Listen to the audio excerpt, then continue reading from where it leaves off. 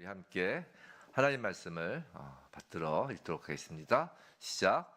너희는 모든 악독과 노함과 분냄과 떠드는 것과 비방하는 것을 모든 악의와 함께 버리고 서로 친절하게 하며 불쌍히 여기며 서로 용서하기를 하나님이 그리스도 안에서 너희를 용서하심과 같이 하라. 아멘. 오늘 설교 제목은 친절과 긍휼, 용서함으로 새 사람을 입으라입니다. 하나님의 말씀입니다. 자, 우리는 계속해서 옛사람을 벗어버리고 새 사람을 입으라는 에베소서의 이 하나님의 명령을 지금 받고 있어요. 근데 우리가 잊지 말아야 할 것은, 제가 계속 반복하지만 이것은 교회의 하나됨을 위한 말씀이라는 거예요. 그리고 교회의 하나됨이란 단순히 하나가 되는 것, 통일되는 것, 똑같아지는 것이 아니에요. 에베소서 1장 10절, 에베소서 전체 주제가 되는 말씀이라고 했죠. 그리스도 안에서 통일되게 하려 하심이에요. 자, 그럼 그리스도 안에서 통일이 무엇이냐? 이건 예수 그리스도가 머리이시고 그 머리로부터 하나의 몸을 이루어가는 통일이라는 것이에요. 오늘 시작할 때 불렀던 찬양 중에 그 모퉁이 돌 되시는 그 예수님 있잖아요. 그 함께 지어져 가네 해가지고 모퉁이 돌 되신 예수란 가사가 있었는데, 이 모퉁이 돌이라는 것이 뭐냐면 그 근동 지방에 그 팔레스타인 지역에 집을 지을 땐 먼저 모퉁이 돌 하나를 딱 놓습니다. 이게 모퉁이 돌이에요. 여기서부터 돌을 이어가는 거예요. 이렇게 쭉쭉쭉. 만약에 모퉁이 돌이 저쪽에도 하나 딱 있다면 저건 다른 집이 지어지는 거예요.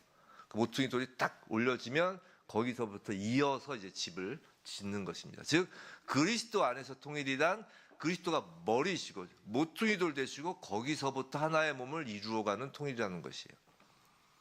즉 하나됨보다 더 중요하고 핵심적인 것은 머리가 하나여야 한다는 것이에요. 모퉁이 돌이 하나여야 한다는 것이에요.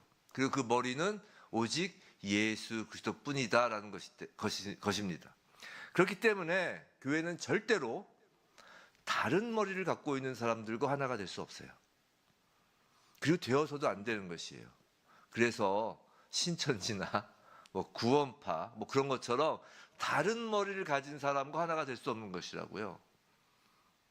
성도 여러분, 옛사람을 벗고 새 사람을 입는 일은 우리가 인격적으로 훌륭해지고 또 세상적으로 도덕적으로 매우 화평한 사람이 되어서 신천지여든 오케이, 구원파이든 오케이, 불교이든 오케이, 이슬람교이든 오케이, 산 꼭대기로만 가면 이 길도 좋아, 저 길도 좋아, 다른 종교와 하나를 이루자는 것이 절대 아니라는 것이에요.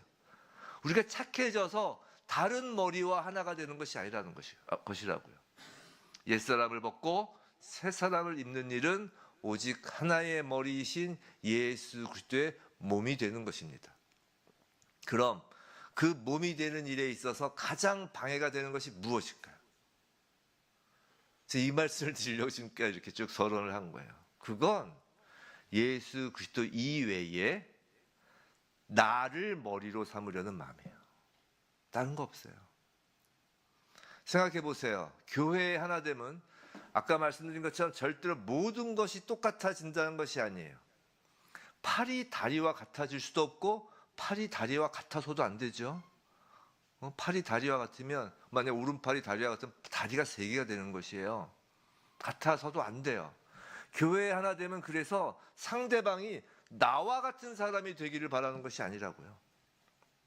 상대방의 성격이 나와 같은 성격이 되기를 바라는 게 아니에요. 교회의 하나됨에 있어서 그런데 반드시 같아야 되는 것이 있는데 그건 바로 마음이라는 거예요. 머리가 하나라는 것은, 그리스도 예수가 교회의 머리라는 것은 모든 몸의 지체인 성도가 하나의 마음을 가지고 있다는 거예요. 바로 예수 그리스도의 마음이죠. 그래서 빌립보서 2장 5절에서 너희 안에 이 마음을 품으라. 무슨 마음이요? 곧 그리스도 예수의 마음이니 라고 하는 것이에요. 그리고 우리가 이미 배워왔던 에베소서 4장 23절 오직 너희의 심령이 새롭게 되어라는 말씀에서 우리의 마음을 새롭게 하시는 분이 누구라고요? 성령님이라는 사실도 배웠어요. 성령님은 한 성령님이에요. 저한테 임재하신 성령님과 뭐 장로님, 권사님, 여기 계신 성도님들이 임재하신 성령님이 각각이 다른 성령님이 아니라 한 성령님이에요. 그 한 성령님이 심령을 새롭게 하여 마음을 하나가 되게 하는 것이 머리를 오직 예수 그리스도로 둔 교회의 하나됨이라고요.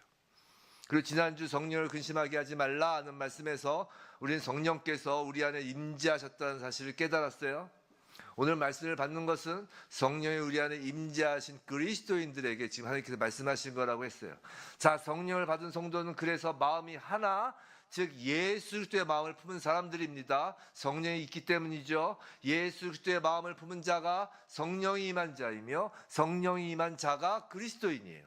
어렵지 않죠. 그런데 그리스도인이라는 사람이 예수 그리스도를 머리로 두지 않고 여전히 나 자신을 머리로 두고 살았던 옛사람의 행실을 그대로 한다면 그 마음에 임재하신 성령이 근심하고 슬퍼할 수밖에 없는 거라고요. 그건 성령을 무시하는 것과 같기 때문이다 라고 배웠습니다. 자, 지금까지 우리가 에베소서에서 보아온 그리스도인의 그 실천 명령은 그래서 모두 성령을 기쁘게 하는 것이었어요. 나를 기쁘게 하는 게 궁극적인 것이 아니라 성령을 기쁘게 하는 게 궁극적인 목적이었죠. 그리고 오늘 본문에서는 그 성령을 기쁘게 하는 것에 대하여 좀 더 내밀하고도 중요한 부분을 다룹니다.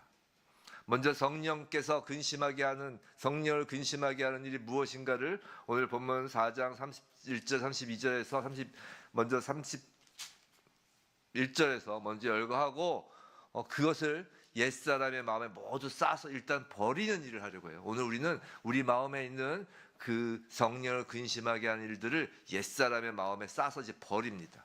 그리고 이제 버리는 것에서 그치는 것이 아니라 예수 그리스도의 마음 보자기를 이렇게 우리 안에 들여놓을 거예요. 말씀을 통해서 그 예수 그리스도의 마음 보자기에 담긴 그 그리스도의 마음들을 우리 마음에 이제 심으려고 하는 것입니다. 말씀을 통하여 지금 성령님께서 그 작업을 하시려는 것이에요.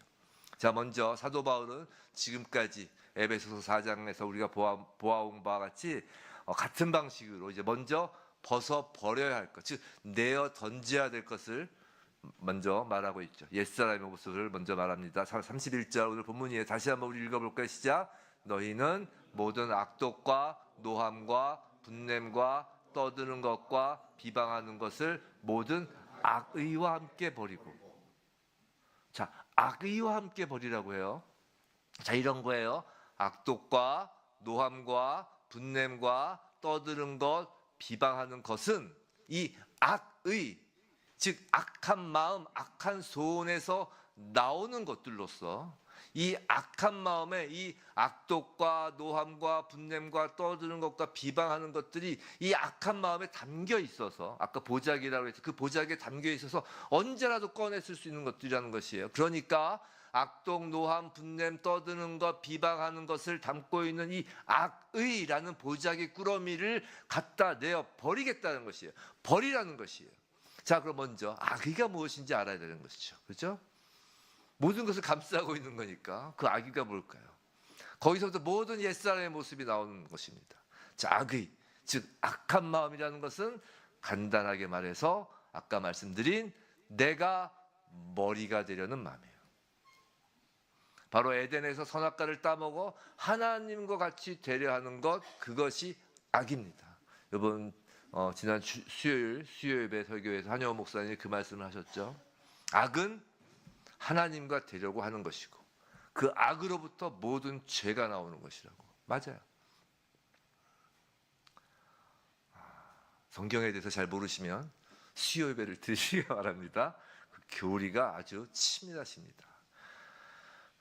교리에 대해서 모르시죠. 사실 목사인 저도 잘 모르고 그렇게 말씀을 들을 때 가슴이 깜짝깜짝 놀라는데.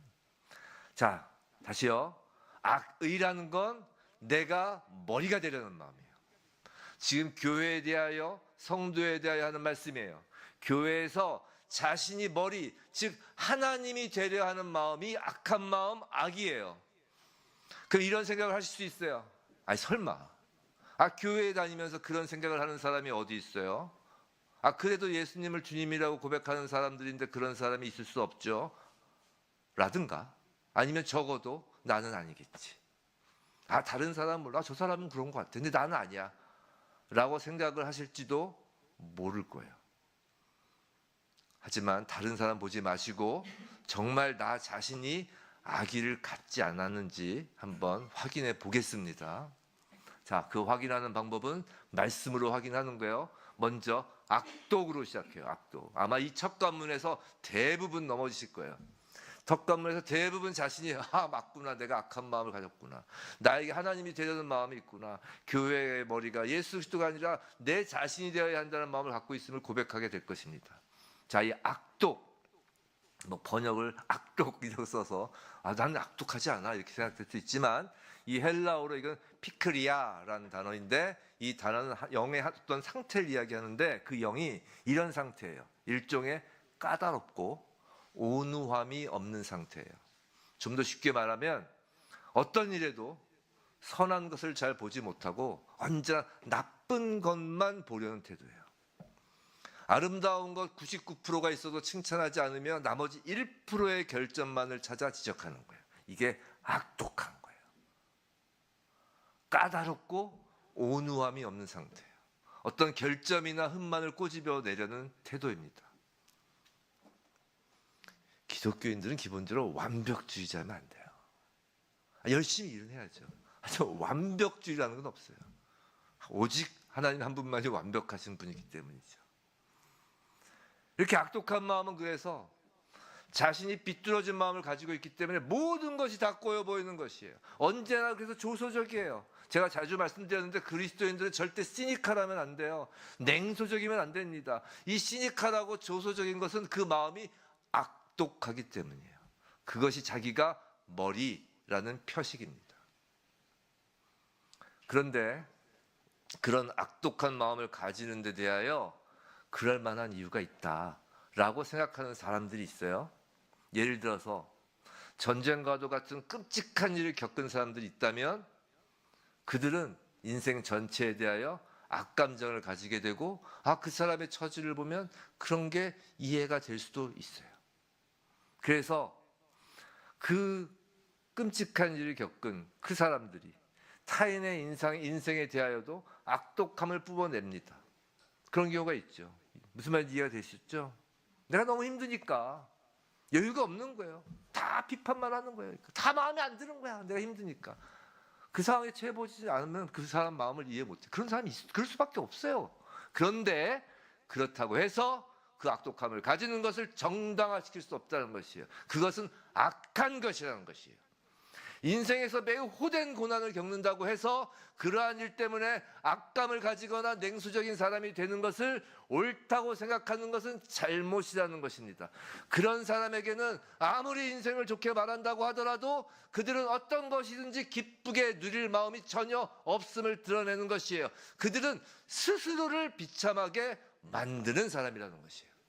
다른 사람들도 비참하게 만들 뿐만이 아니라 하나님이 원하시는 건 그게 아니에요. 그래서 제가 말씀드리잖아요. 하나님이 싫어하시는 건 자기 연민이에요. 자기 연민은 내가 머리라는 증거예요. 성도 여러분, 여러분은 그리스도인인가요? 아멘. 다른 질문 해볼까요? 그럼 여러분은 그리스도인인 것이 너무 좋은가요? 아멘. 너무 좋은가요? 그리스도인인 것이? 자, 아멘이라고 하셨어요. 또 이런 질문을 해볼까요? 여러분은 산지교회 성도인 것이 너무 좋은가요?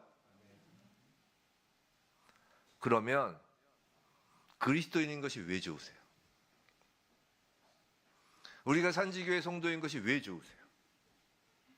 교회에 출석하는 것이 왜 좋으세요? 좋은 것을 자신 있게 말할 수 없다면, 그런데 싫은 것은 얼마나 많이 말할 수 있어요? 응? 좋은 것을 자신 있게 말할 수 있어요? 자, 예를 들어서 교회를 처음 방문한 사람이 있다고 합시다. 또 마침 또 교회를 처음 방문한 분이 계세요. 자, 그분에게 그리스도인인 것이 얼마나 왜 좋은지, 교회에 출석하는 것이 얼마나 유익이고 기쁜 일인지, 산지교회가 왜 좋은지 말할 수 있나요? 아니면 교회 다녀도 세상 일에서 좋을 거 하나도 없어. 앞으로 고난이 더해질 거야. 좋은 일을 만날 기대는 하지 마세요라고 하시렵니까? 교회를 바라보면서 조소적이고 시니컬하게 잘못만 찾아낸다면 교회에서 내가 하나님인 사람이에요. 교회에 문제 있죠. 신앙생활해도 꽃길만 걷는 것 아니죠. 그럼 그리스도인인 것이 싫으세요? 교회가 싫으세요? 아니잖아요. 여러분 자신에게서 내가 그리스도인인 게 정말 기쁜 이유를 모른다면 아직 내가 머리인 거예요. 우리는 가끔 타인의 잘못이나 단점은 귀신같이 찾아내고 알아채는 다른 사람이 얘기하지 말고 저의 모습을 봅니다. 예를 들면 타인의 잘못 단점을 귀신같이 찾아내고 알아내는 그 자신의 모습을 발견하곤 하죠. 그런데요, 그것은 나 자신이 정의로워서가 아니에요. 나 자신이 영적 분별력이 뛰어나서도 아닙니다. 착각하지 마세요. 내가 영적 분별력이 뛰어나고 내가 정의로워서 타인의 단점을 잘 발견하는 게 아니에요. 귀신같이 찾아내는 것은 그가 귀신에 잡혀있기 때문이에요. 그런 생각 해보셨어요? 그건 악독한 것이고 자신이 하나님이 되고 싶어서 그런 거라고요. 그래서 사단을 뭐라고 그래요? 참소하는 영이라고 하잖아요. 그건 귀신이 잘하는 거예요. 참소하는 영. 참소가 뭐예요? 검사잖아요. 검사가 뭐예요? 남의 죄를 들춰내는 거잖아요. 정말 귀신같이. 사단이 그래서 참소의 영이라고요. 참소의 영이 들어왔기 때문에 타인의 잘못을 귀신같이 찾아내는 거예요. 귀신이 들어가 있는 거예요. 귀신이 잡힌 거예요. 자신이 하나님이 되고 싶어서 그런 것이고 아직 성령이 임하지 않았다는 증거일 뿐입니다. 그런데 또 이상하게 타인에게서 장점만 찾아내는 사람도 있어요. 정말 그 어려운 일을 해내는 사람이 있습니다. 드라마 대사 있죠. 그 어려운 일을 내가 해냈어. 그 어려운 일을 해내는 사람이 있어요. 정말 살인범에게서도 장점을 찾아내고요. 정말 사람 같지 않은 사람에게서도 그 사람에게서 아름다운 면을 발견하는 사람이 있어요. 적어도 가능성이라도 보는 사람이 있어요. 생각해 보세요. 예수 그리스도가 그렇게 우리를 바라보았던 거잖아요. 그렇게 사람에게서 장점과 아름다움을 발견하고 이를 북돋는 사람의 마음에는 악독이 아닌 예수의 마음이 있는 것이고 성령이 임한 사람, 그리스도인인 것입니다. 그래서 사도 바울은 악독을 버리라 라고 하는 거예요. 악독함은 언제나 그 다음 단계로 진행합니다. 자, 본문에서 노함과 분냄이라고 하죠. 이건 이제 이전에 예배소서 4장 26절 분을 내어도 죄를 짓지 말며 해가 지도록 분을 품지 말고 마귀에게 틈을 주지 말라는 말씀에서 상세히 배운 적이 있어요. 그래서 여기서는 노함과 분냄이 어떻게 다른지만 말씀드릴게요. 노함은 헬라어로 디모스예요. 디나미스에서 나온 말이죠. 디모스, 다이너마이트, 즉 격하게 끓어오르는 마음의 격정과 과격한 흥분을 의미해요. 반면에 분냄은 헬라어로 오르게. 이건 노함과 달리 격정적인 모습을 띠지는 않지만 내면은 깊은 적대감이 아주 정착된 마음의 상태입니다. 쉽게 말해서 노함은 씩씩대는 거고 분함은 꽁한 거예요. 어렵지 않죠? 자, 악독에서 시작해서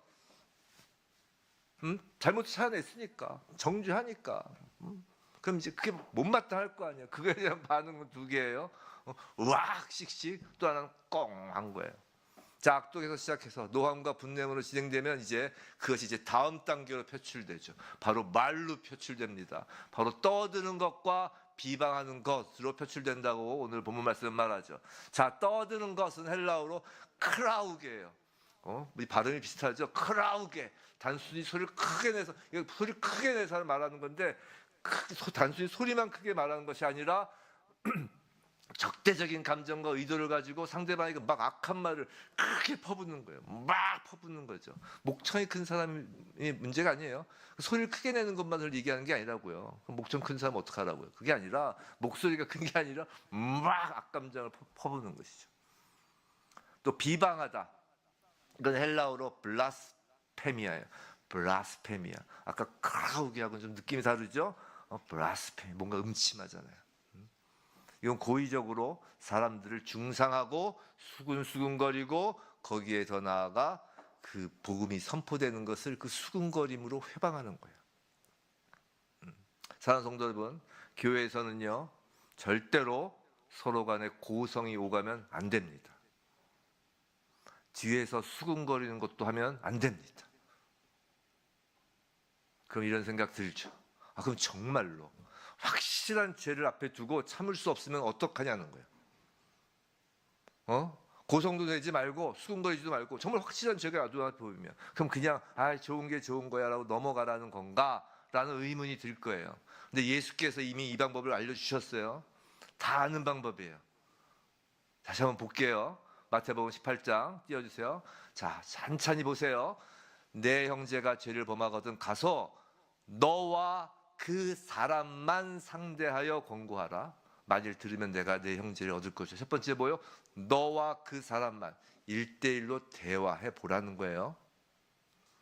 만일 듣지 않거든 한두 사람을 데리고 가서 두세 증인의 입으로 말마다 확증하게 하라. 자, 둘이서 이야기를 하는데 잘못을 인정 안 하고 서로 잘못을 이야기할 거 아니에요, 사람이라고.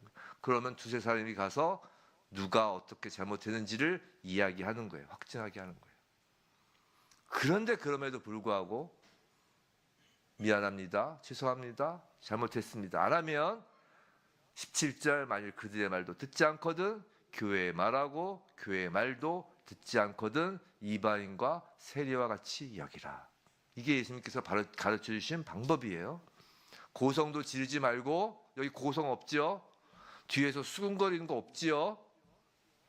이렇게 하라는 것이에요. 자, 그럼 마지막으로 이제 교회가 말하는 건데, 그럼 교회가 누구냐? 아주 여기서 되게 자세히 설명하세요. 바로 그 다음에 나와요. 우리가 잘 아는 말씀이에요. 계속 이어져서 마태복음 18장 18절부터 20절 말씀이에요. 우리 함께 읽겠습니다. 시작. 진실로 너희에게 이르노니 무엇이든지 너희가 땅에서 매면 하늘에서도 매일 것이요 에서도 풀리리라. 진실로 다시 너희에게 이르노니 너희 중에 두 사람이 땅에서 합심하여 무엇이든지 구하면 계신 내 아버지께서 그들을 위하여 이루게 하시리라. 두세 사람이 내 이름으로 모인 곳에는 나도 그들 중에 있느니라. 아멘. 우린 보통 18장 20절 요 말씀만 딱 띄어서 보는데 이게 전체적인 흐름을 봐야 돼요. 일단 교회는 하나님께서 권세를 주신 곳이에요. 땅에서 풀면 하늘에서도 풀고 땅에서 매면 하늘에서도 매는 하늘의 권세를 주시는 거예요. 자, 그럼 교회가 무엇이냐? 바로 보면 20절. 예수 그리스도를 머리에 둔, 즉 내 이름으로 모인 곳에, 예수의 이름으로 모인 곳에 예수의 이름으로 기도하는, 즉 예수의 마음으로 하나 된 성도들이 교회인 것이에요. 성도 여러분, 이렇게 해야 되는 것이에요.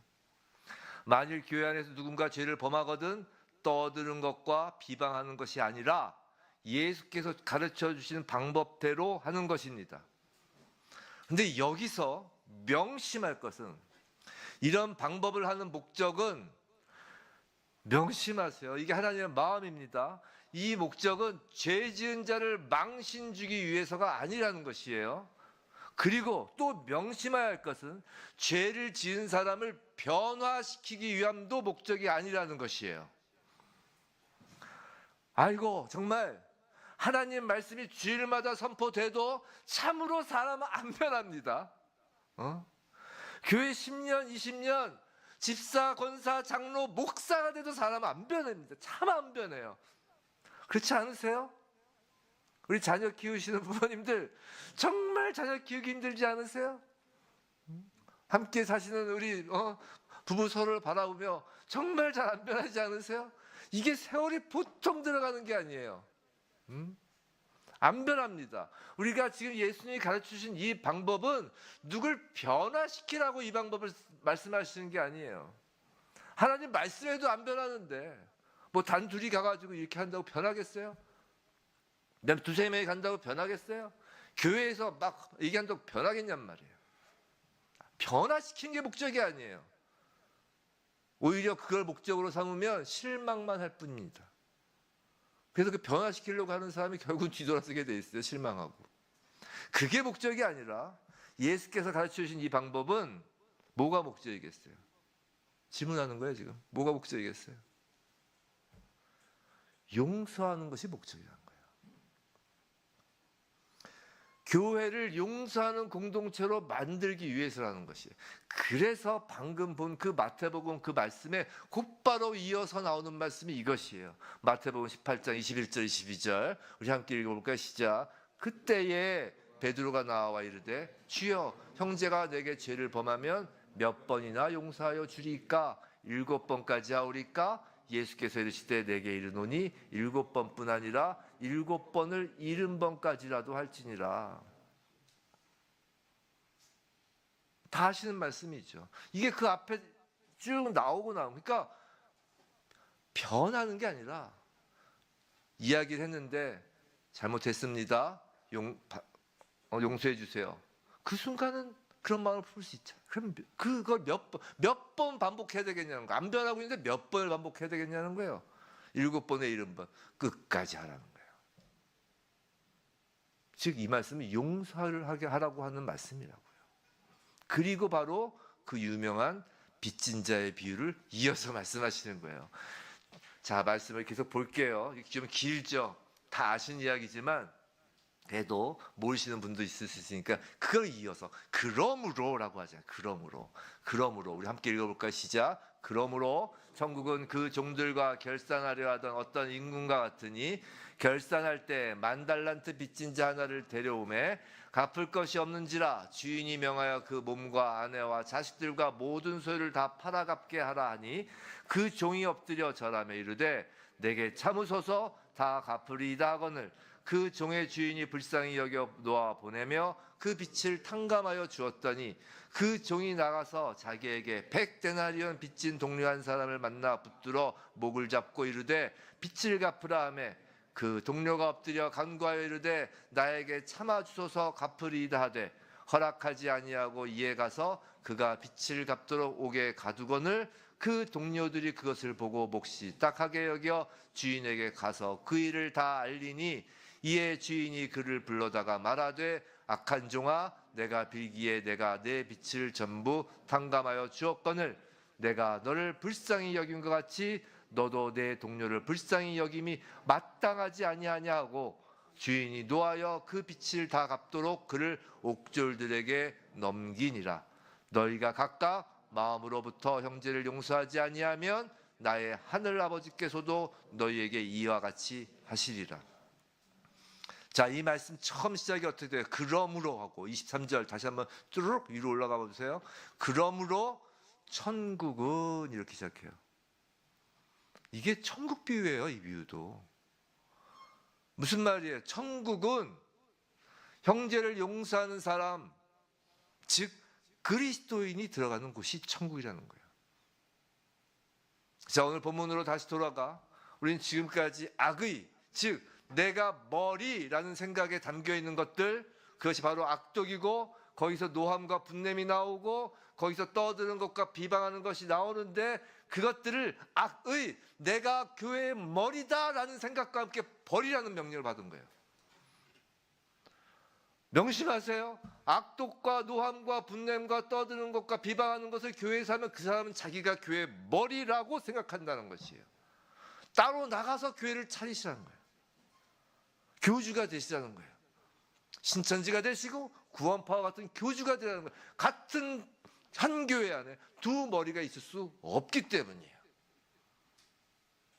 그것을 악의와 함께 내가 머리라는 생각과 함께 버리라고 했습니다. 이거는 여기서 버리다는 지금까지 앞에서 쭉 사도 바울이 이야기한 건 다 현재 진행형을 썼는데 이 버리다는 과거 분사형을 써요. 딱 한 번 버리는 것으로 쓴다고요. 과거 완료형을 써요. 일거에 버리라는 것이에요. 성도 여러분 명심하세요. 지금 완전히 버리세요. 여러분은 교회의 머리가 절대 아니에요. 교회는 성도를 위한 것이 아니에요. 교회는 인간을 위한 것이 아니에요. 명심하세요. 교회의 머리는 오직 예수 그리스도세요. 여러분이 예수 그리스도를 위하는 마음이 없으면 성도가 아닌 것이에요. 우리가 모이는 것은 예수 그리스도를 위하여 모이는 것이에요. 교회의 목적은 사람에게 있지 아니합니다. 하나님께 있는 것이에요. 내가 목적이 아니에요. 교회의 머리는 오직 예수 그리스도시라고요. 단번에 버리셔야 돼요. 근데 이런 버리는 것, 소극적인 면에서 멈추지 않고 이제 사도 바울은 늘 적극적인 대로 나가라고 하죠. 자, 옛사람을 벗는 것, 죄악을 제거하는 것만으로는 불완전해요. 아니 더 안 좋을 수도 있어요. 아예 삶이 안 돼요. 그동안 나 잘난 맛에 살았는데, 나 잘난 맛에 교회 왔는데 그거 버리면 완전히 망가질 수도 있단 말이에요. 그것을 예수님이 예로 든 게 바로 이거예요. 잘 기억하세요. 집안에 있는 마귀를 제거하고 집을 쓸고 닦고 하는 것만으로는 소용없다고 그랬잖아요. 왜요? 쫓아낸 악한 영보다 더 악한 것이 그 악한 영과 더불어 다시 들어온다는 거 아니에요. 즉 제거하는 것만으로는 안 돼요. 새 영, 성령이 그 안에 들어와야 되는 거라고요. 자, 이런 예를 들어볼게요. 좀 너무 심각했죠, 오늘 설교가. 좀 마음을 푸시고 이런 예를 들어볼게요. 자, 우리가 피부에 상처가 나서 딱지가 지는 것을 생각해 보시기 바랍니다. 자, 딱지는 이제 딱딱하고 또 보기에도 흉하죠. 나의 얼굴에 상처가 났다고 쳐봐요. 그 얼굴에 그래서 피가 났어요. 그럼 이제 딱지가 지죠. 자, 사탄은 우리 피부에 쓱쓱 칼을 드는 존재예요. 쓱쓱 칼을 댑니다. 그래서 딱지가 우리에겐 여기저기 흉하게 생겨요. 그걸 세상 용어로는 트라우마라고 하는 것이고 상처라고 하는 것이에요. 사단은 쓱쓱 칼로 우리에게 그 상처를 냅니다. 자, 그렇게 해서 딱지가 져요. 그럼 그 딱지를 어떻게 제거해야 가장 완벽하게 제거할 수 있을까요? 우리 딱지 한 번씩 져본 적 다 있을 거 아니에요. 그 딱지를 억지로 착 떼어내서 제거하기만 하면 되나요? 안 되죠. 덧나죠. 다시 딱지가 지고 그것이 반복되면 그 딱지는 나중에 흉터로 고정되어 버리잖아요.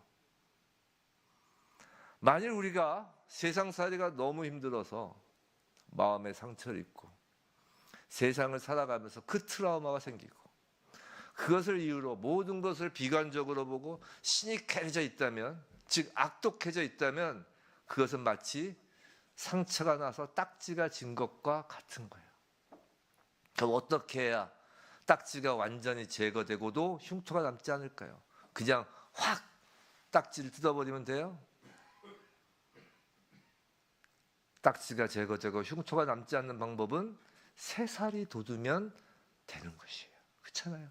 새살이 돋으면서 딱지를 밀어내면 되는 것이라고요. 제거하는 어떤 그런 소극적인 것보다 새롭게 행하는 새살로 적극적인 것이 그래서 중요한 거예요. 자, 다시 말씀드리지만 이게 실천 명령이에요. 기도하라는 것이 아니에요. 자, 성령은 지금 하라, 되라 라고 명령하고 있음을 명심해야 돼요. 그 적극적인 것으로 이제 오늘 본문 32절은 이제 이렇게 말씀하고 있어요. 32절 우리 다시 한번 또박또박 읽어봅시다. 시작. 서로 친절하게 하며 불쌍히 여기며 서로 용서하기를 하나님이 그리스도 안에서 너희를 용서하심과 같이 하라. 서로 친절하라, 서로 불쌍히 여겨라, 서로 용서하라가 적극적인 실천 명령이에요. 이게 새살이 돋는 거예요. 딱지를 그냥 확 아이 떼야지 딱 이게 아니라 이게 돋아나면서 딱지를 밀어내어야 완전히 치유가 되는 것이에요. 자, 친절하다부터 볼게요. 친절하다는 헬라어로 클레스토스입니다. 클레스토스. 재밌죠? 뭐가 재밌냐고요? 크리스토와 발음이 똑같아요. 거의 비슷해요.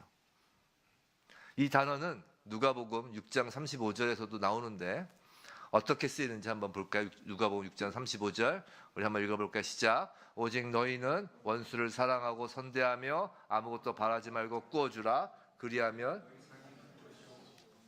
지극히 높으신 이의 아들이 되리니 그는 은혜를 모르는 자와 악한 자에게도 인자하시니라. 자, 여기서 그는 은혜를 모르는 자와 악한 자에게도 인자하시니라 라고 할 때 그 인자하시니라가 바로 오늘의 친절하게 클레스토스와 같은 단어예요. 무슨 말이냐면 그는 하나님께서 은혜를 모르는 자와 악한 자에게도 친절하신 것처럼 너희도 서로 친절하라는 것이에요. 은혜를 너무 잘 알고 착한 사람이 아니다. 뭘 해주면 감사한 그 은혜를 아는 자에게 친절하는 게 아니라 은혜도 모르고 배은망덕한 놈에게도 친절하고 하나님께서 그러셨다는 것이에요. 사랑하는 성도 여러분, 그리스도인은요 기본적으로 친절해야 돼요. 서로에게 상냥해야 합니다. 친절 어렵지 않아요. 친절이 뭔지 모르신다면 그 초등학교를 다시 다녀야 되는 거예요. 서로에게 상냥해야 돼요. 말을 곱게 써야 합니다. 설사 내 눈앞에 있는 사람이 꼴 보기 싫고 악한 사람이고 은혜를 모르는 사람이어도 그리스도인은 친절하게 대하여야 한다는 것이에요.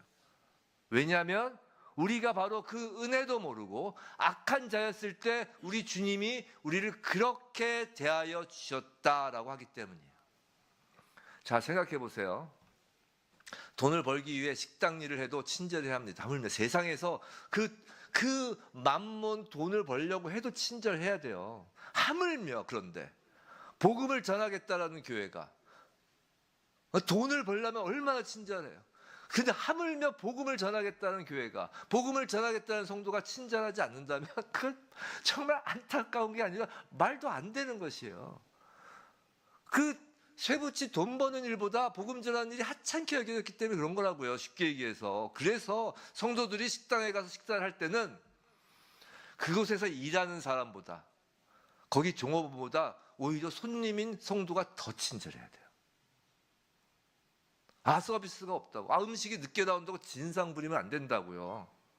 만약에 우리보다 늦게 온 손님들에게 음식이 먼저 나가도 교회 성도는 웃으면서 괜찮습니다라고 친절해야 한다고요.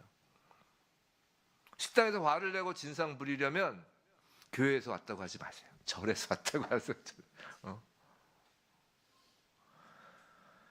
그리스도인이라는 이름을 떼고 하시란 말이에요. 세상에서, 교회에서 특히 친절하지 않으시려면 그리스도인이라는 이름을 떼고 하시라고요. 여러분이 밖에 나가서 다 교회 다녀요라고 하면서 무례하게 굴면 그리스도인이라는 이름을 떼고 하시라고요. 그럼 그리스도 이름을 떼고 하시라는 건 뭐예요? 그리스도인이 아니라는 거예요. 또 새로운 사람이 교회에 오면 친절하셔야 합니다. 이건 교회 등록시키려고 친절한 것이 아니라 악인에게도 은혜를 모르는 자에게도 친절한 그 예수의 모습을 우리가 보여야 하기 때문에 누구에게라도 친절해야 돼요. 이전에 한번 어떤 영상 봤더니만 그 교회 앞에 거지 분장을, 노숙자 거지 분장을 하고 어떤 그 목사인가 이렇게 설교자가 이렇게 있었어요. 그리고 이제 교회 안에 들어왔어요. 막 성도 막 피하죠. 근데 그래도 좀 청년들이 좀 순수한 이제 청년들이 안내를 한 거예요. 근데 그분이 목사고 그날 설교자였던 거예요. 지금 이 교회 문에 누가 들어와도 친절할 수 있습니까? 여러분이 평생 원수였던 사람이 어느 날 교회에서 딱 만나서 친절하라는 거예요. 왜냐하면 우리는 복음을 들고 있기 때문이에요. 우리 손에 성경이 들려있기 때문이에요. 성도 여러분, 일상의 삶이 퍽퍽하고 세상에 화나는 일만 가득해도 우리는 교회에서 웃고 서로 친절해야 돼요. 그래야 그 새 살이 딱지를 밀어내는 것이기 때문이에요. 우리 자신을 위해서라도 상냥한 말투와 환한 웃음으로 친절하라는 것이에요. 그게 우리가 갖고 있는 트라우마를 밀어내는 거예요. 전에 말씀드린 것처럼 교회의 친절함에, 그럼 교회 사람들이 좀 친절하잖아요. 거기에 여러분의 악독을 쓰레기처럼 투척하지 마시기 바랍니다.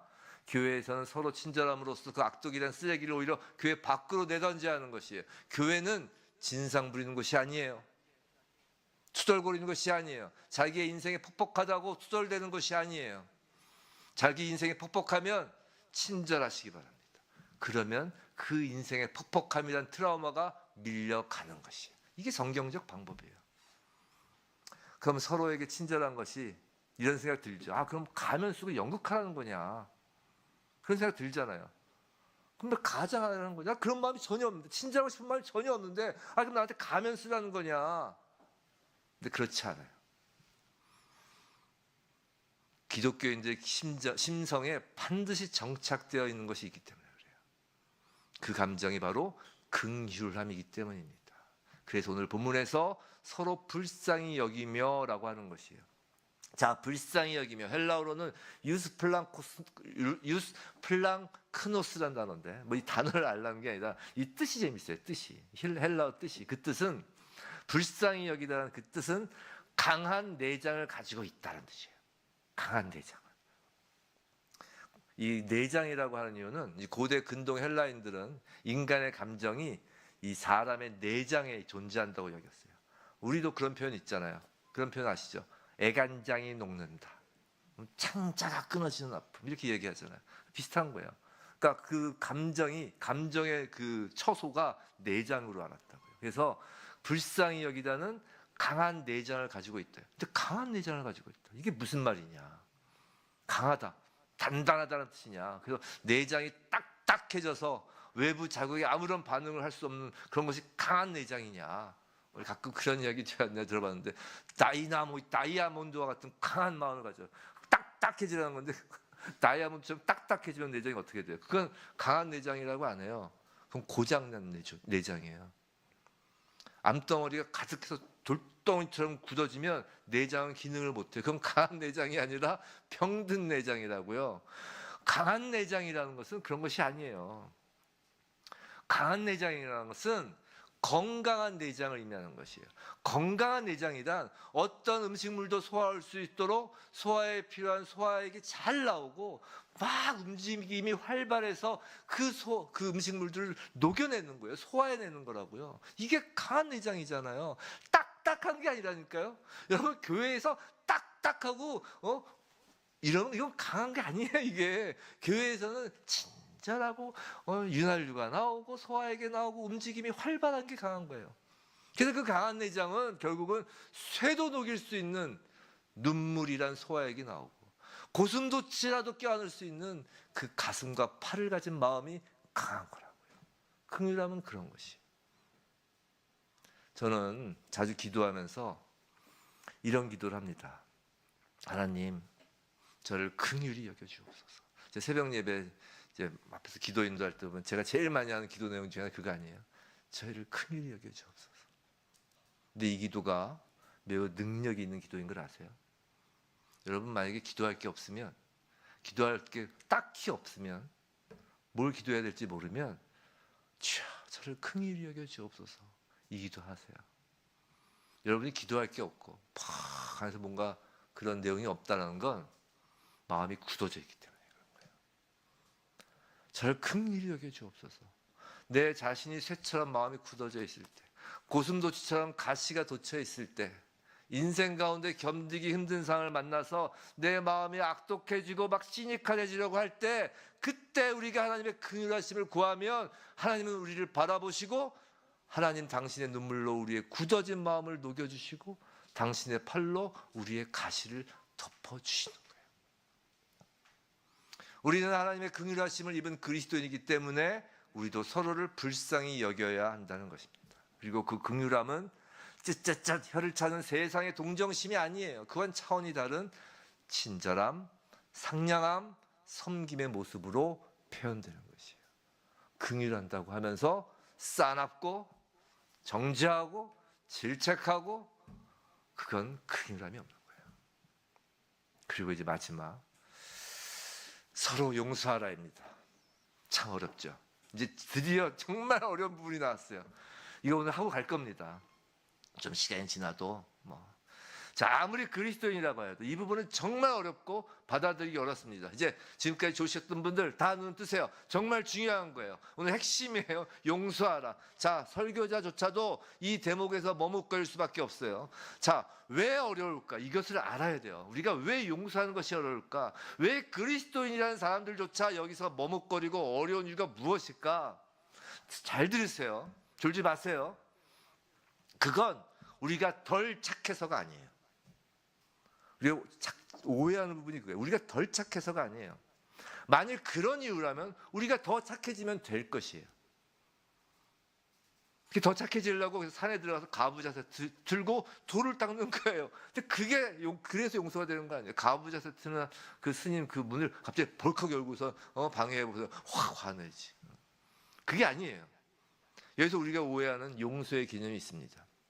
용서는 내가 선해지고 내가 더욱 기도를 많이 하고 내가 더욱 그리스도인화 되어서 해결되는 문제가 아니에요. 그게 문제의 핵심이 아니에요. 자, 용서라는 개념에는 그보다 더 본질적인 것이 있어요. 그건 용서의 대상으로서 사람들에게 죄가 있다는 것을 전제로 한다는 것이에요. 죄가 없는 곳엔 용서라는 단어가 존재할 수 없어요. 문제는 죄라는 것이에요. 용서의 대상으로서 여러분에게 악한 일을 하는 사람, 그 죄가 눈앞에 있다는 것이 용서를 어렵게 하는 핵심이에요. 여러분이 들착해서 용서를 못하는 게 아니라고요. 여러분 앞에 죄가 있다는 게 문제예요. 성도는 사도 바울은 우리에게 이렇게 말하고 있는 거예요. 그냥 용서해라 라고 이야기하는 것이 아니라, 자, 어떤 사람이 여러분에게 악한 일을 하였다, 현실이라는 거예요. 용서하라가 추상적인 게 아니에요. 여러분 앞에 죄가 놓여 있는 거예요. 그러한 사람을 용서하라 라고 말하는 거라고요. 그래서 용서는 그 악한 일을 한 사람들이 마치 아무 일도 하지 않은 것처럼 하라라는 것이 아니라는 거예요. 내 앞에 죄가 있는데 그 죄가 없는 것처럼 그냥 모르는 척하고 넘어가는 것이 용서가 아니라는 거예요. 우리가 용서가 어려우니까 그냥 그렇게 하라는 것이죠. 그건 용서가 아니에요. 용서의 전제는 그 용서의 상대방이 행한 일이 나쁜 일임을 확실하게, 충분하게 깨닫는 것이 용서의 전제예요. 여기까지 이해되셨죠? 어렵지 않죠? 매우 쉽게 설명을 드렸어요. 용서가 어려운 점은 바로 이거예요. 그 상대방이 행한 일이 나쁜 일을 확실하게 충분히 깨닫는 것부터 어려워요. 자, 예를 들어서 어떤 사람이 나에게 손해를 끼치거나 욕설을 하거나 속이고 도둑질하였다고 합시다. 그런데 일단 그 행한 일이 나쁜 일임을 충분히 깨닫는 것조차 어려워요. 제가 이런 예를 들었는데, 어떤 소매치기가 평생 감옥에 왔다 갔다 해요. 그냥 집이 감옥이야 거의. 내 지갑에 이거를 가져갔어요. 소매치기 했어. 그 소매치기 바로 눈앞에서 내 앞에 소매치기 했어요. 죄죠. 근데 알고 보니까 그 소매치기가 5살 때 서울역에 엄마랑 손잡고 갔다가 엄마 손을 놓쳐가지고 엄마를 잃고 하필이면 그 아이를 데리고 간 사람들이 소매치기 단체인 거예요. 소매치기 범들. 평생 그 아이는 거기서 배운 게 소매치기 한 것밖에 없었어요. 엄마 얼굴도 기억 못하고 아무것도 기억 못해. 그냥 눈에 띄면 그냥 그 삶이 그거예요. 그 얘기를 들으니까 용서가 돼요. 근데 그건 용서가 아니라는 거예요. 그래서 용서와 착각하는 것부터 알아야 돼요. 그 사람의 사정을 알고 보니 그럴 수 있었겠다라는 생각이 든다면 그 용서가 아니에요. 그건 공감대일 뿐이에요. 이해하는 것이지 용서가 아니에요. 그런데 가끔 확실히 나쁜 일임을 충분히 알 수 있는 경우도 있죠. 분명한 죄악임이 확실한 경우가 있어요. 그런 경우 그 죄악을 알면서도 용서한다는 것은 어렵다는 것이에요. 특히 그리스도인들에겐 더 어려워요.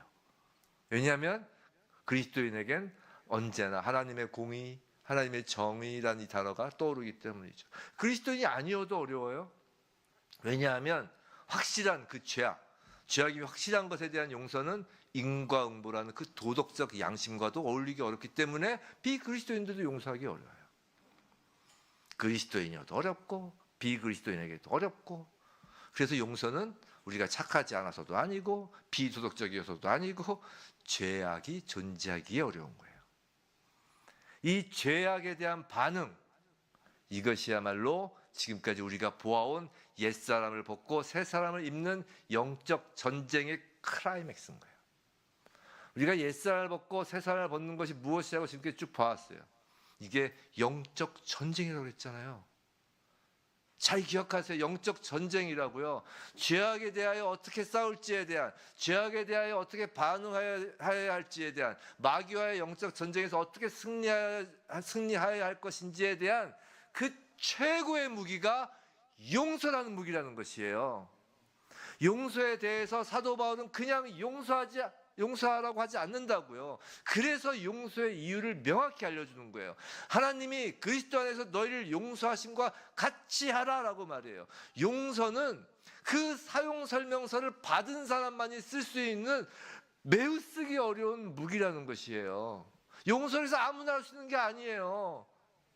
그 사용 설명서, 용서의 사용 설명서가 바로 하나님이 그리스도 안에서 너희를 용서하신 것 같이라는 거라니까요. 자, 무슨 말이냐면 용서는 아무나 할 수 있는 것이 아니에요.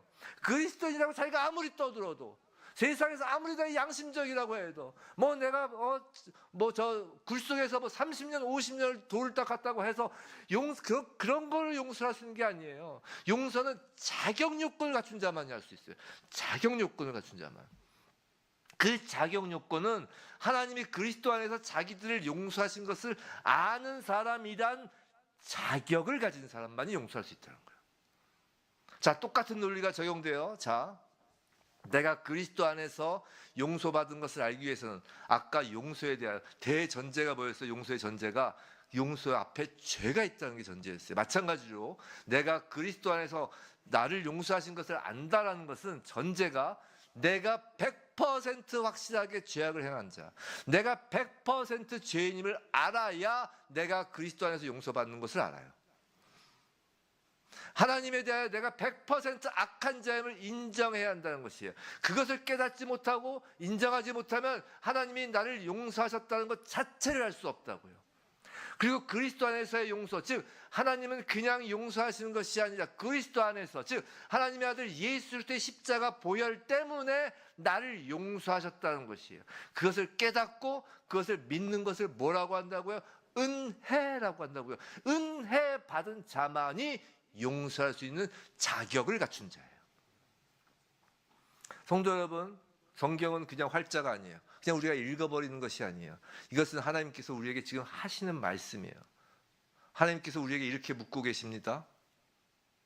너희는 자신이 하나님께 대하여 죄악을 행한 죄인이었음을 인정하냐? 지금 하나님께서 여러분에게 물어보시는 거예요. 너무 쉬워요? 뭐 세례문답 다 했던 거예요? 너희는 자신이 하나님께 대하여 죄악을 행한 죄인이었음을 100% 죄인이었음을 인정하냐? 그 또 물으시는 거예요. 너희는 너희의 죄악이 그리스도의 십자가 대속을 통해 하나님께 용서받았다는 것을 알고 믿고 있느냐라고 물으신다고요. 섣불리 아멘이라고 하지 마세요. 하나님은 우리의 아멘 소리가 지긋지긋하실 수 있어요. 입술로 아멘이라고 거짓말하는 것에 하나님은 지긋지긋 지겨워하실 수 있다고요. 아멘이라 하지 마세요. 하나님은 입술로 아멘하는 소리로 확인하고자 하지 아니하십니다. 성도 여러분, 여러분이 여러분의 죄가 용서받았는지 그렇지 아니한지를 알기 원하신다면 그것을 알 수 있는 방법은 유일해요. 여러분이 지금 다른 사람들을 용서하고 있는가? 여러분이 자기를 해한 사람들, 여러분을 대적하여 확실한 죄를 지은 다른 사람들을 용서할 용의가 있는가로 확인할 수 있는 거예요. 성도 여러분, 32절 말씀, 서로 친절하게 하며 불쌍히 여기며 서로 용서하기를 하나님이 그리스도 안에서 너희를 용서하신 것 같이 하라. 이 말씀을 읽어 나갈 때 이 말씀이 여러분의 마음에 부드러움을 가져오나요? 이 말씀에 여러분의 마음이 녹아지는 느낌을 가지시나요? 이 말씀이 지금 여러분의 귀에 들릴 때 누군가를 용서할 의향이 생기시나요? 만일 그렇다면 여러분은 그리스도인입니다.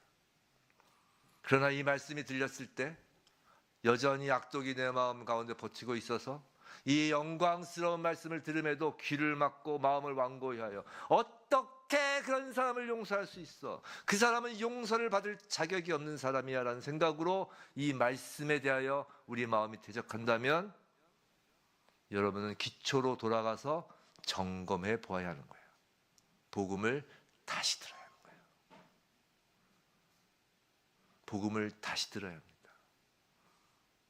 우리에게 아무것도 아쉬운 것이 없으신 하나님은 당신의 자비와 불쌍히 여김과 사랑과 은혜와 긍휼과 연민으로 말미암아 당신의 사랑하는 독생자를 부끄럽고 위선적인 이 죄악 세상에 보내셨을 뿐만 아니라, 다시 들으세요. 복음이에요. 당신의 사랑하는 독생자를 부끄럽고 위선적이고 죄악 가득한 나에게 보내셨을 뿐만 아니라 우리의 모든 죄악을 예수 그리스도에게 담당시키셨습니다. 하나님은 우리의 모든 죄를 예수 그리스도에게 짊어지으시고 그리스도 안에서 그 죄악들을 십자가에서 멸하셨습니다. 우리가 용서함 받게 하기 위하여 바로 그것이 하나님이 우리를 용서하시는 방식이에요. 하나님은 자기의 아들 안에서 스스로 고통당하신 거예요. 만일 하나님이 우리를 위하여 그 일을 하셨다면 어찌 우리가 다른 사람에게 용서를 베풀길 거절할 수 있겠냐는 거예요. 성도 여러분, 다른 어떤 사람이 여러분의 존재 깊이에까지 여러분을 괴롭게 한다 하여도, 그런 사실이 있다 하여도, 여러분에게 정말 깊은 상처를 남겼다 하여도 그러한 사람에게 용서를 베풀 수 있습니까? 지금 나한테 뭐 사과하러 오지 않았으니까 용서를 베풀지 못하더라도 여러분은 그 사람에게 용서를 베풀 용의가 언제라도 있으십니까? 만일 그러하다면 여러분은 그리스도인이에요. 여러분의 죄가 용서받은 것입니다.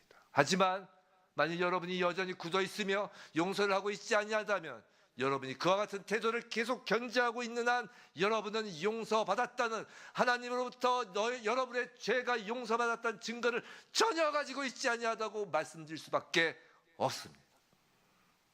영적 전쟁의 클라이맥스는 단순히 내가 좋은 그리스도인이 되느냐 아니냐의 문제가 아니라 사느냐 죽느냐의 문제인 거예요. 우리의 머리는 오직 예수 그리스도이십니다.